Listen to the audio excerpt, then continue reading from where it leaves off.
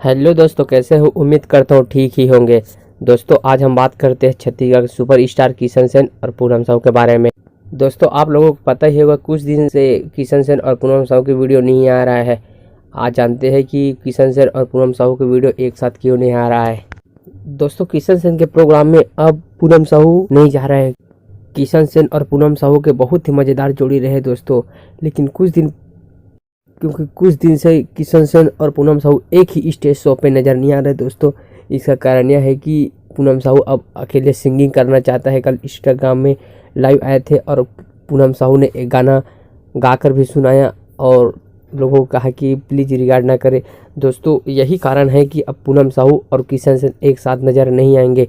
दोस्तों यह वीडियो कैसा लगा? उम्मीद करता हूँ ये वीडियो अच्छा लगा होगा, और वीडियो अच्छा लगा तो प्लीज़ लाइक शेयर एवं चैनल को सब्सक्राइब करना बिल्कुल ना भूलें। और इसी तरह मज़ेदार वीडियो देखने के लिए हमारे चैनल से हमेशा के लिए जुड़े रहें।